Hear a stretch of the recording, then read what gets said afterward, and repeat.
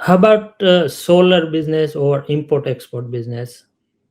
हम्म या फिर India child care, उसमें किस हिसाब से कौन-कौन से ऑक्यूपेशन हम कर सकते हैं?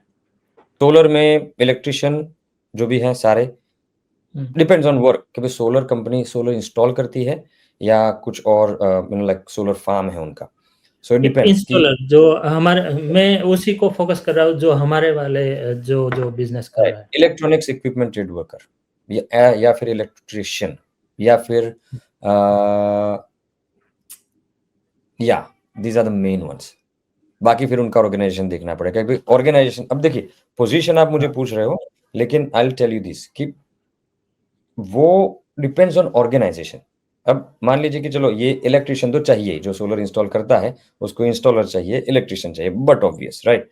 लेकिन अब अगर आपको पोजीशन एडजस्ट करने हैं कि भाई चलो किसी को अब इसका करना है तो कैसे करेंगे, इसका करना है तो कैसे करेंगे, तो वो we have to go case by case, वो हमें केस बाय केस ही जाना नॉर्मली पड़ेगा। 1-2 पोज़ीशन तो ऑब्वियस होती है, लेकिन जी उससे ज़्यादा डीपर में depending on the organisation and how big the company is, how big the turnover is.